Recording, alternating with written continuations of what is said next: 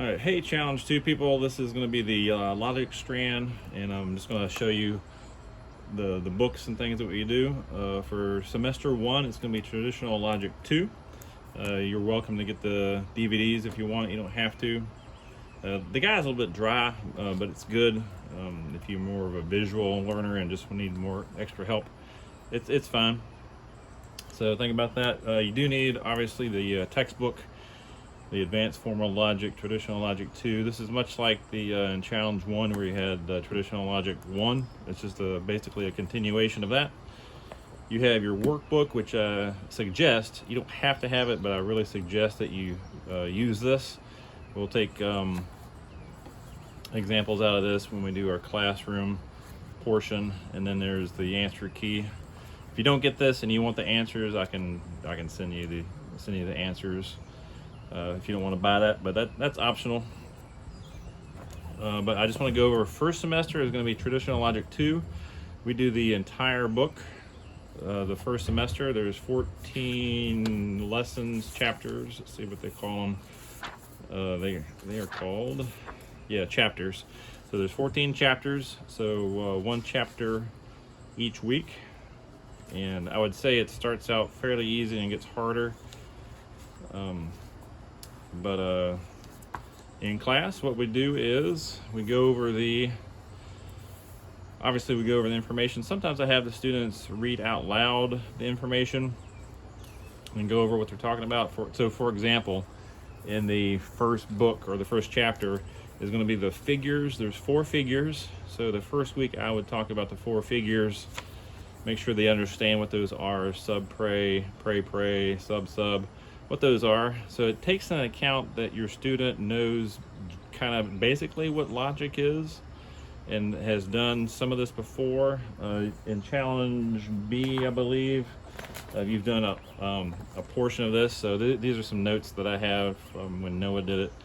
But you have major premises, you have the minor premise, you have the middle term, you have things like that they should be familiar with, the 5 rules, things like that. They take into account that you understand that and that you understand the square of opposition. So if these aren't familiar to you or you just want to review these, that'd be great. Review some of the traditional logic. Square of opposition really comes in handy because they take into account that you memorize this and understand this, which helps these other things, your student learn them a bit more easy.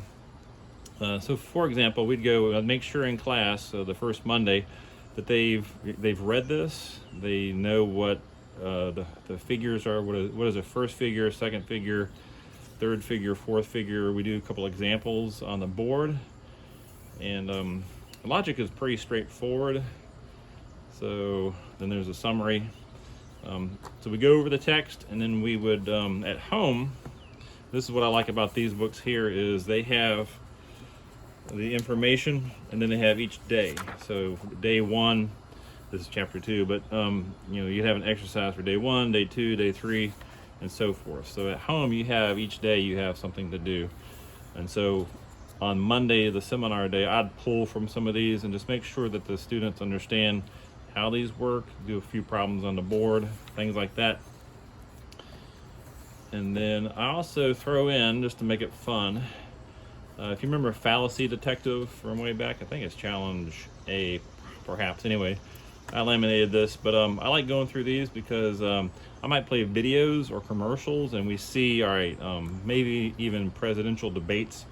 We'll see if we can find some of these fallacies in speeches or in debates and things like that, and maybe play a few games with them. But these are good for anybody, from the student all the way to the parent to the adult, to recognize these fallacies. So this is something I'll give you one of these, at least in the PDF form, and just a reminder of what these are. So that's first semester. Any questions, just let me know. But it's traditional logic 2. Definitely get the text. I highly suggest the workbook, and then answer key if you want that, and the DVDs if you want. You can borrow mine. And then second semester is going to be solely Socratic dialogues. You do not have to get this book if you want to. You're more than welcome to get it.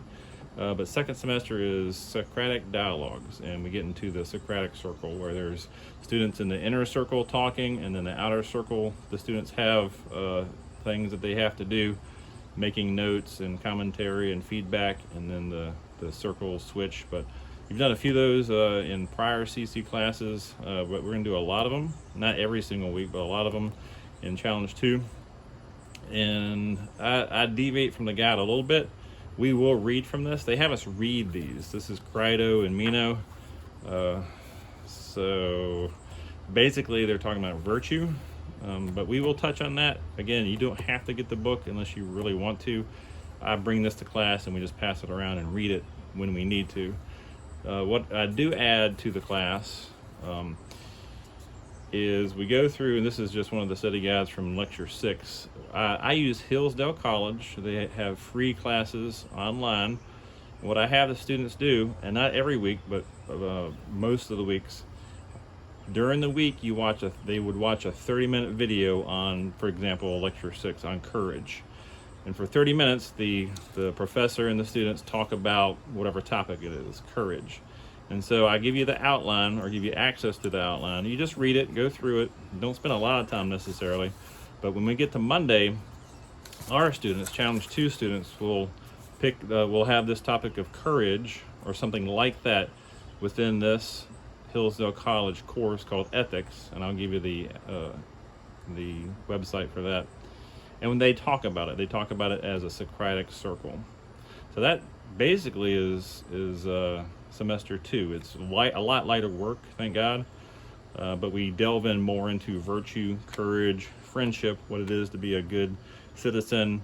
Last year we talked about some hot topics about homosexuality, and we have a lot of good stuff this year because of the Supreme Court ruling. So there's politics that get involved with this, something I love to talk about, maybe some history, things like that. But we really talk about virtue and courage and bravery and things like that. So in a nutshell, that is traditional logic, or logic strand for Challenge 2. All right, any questions, let me know.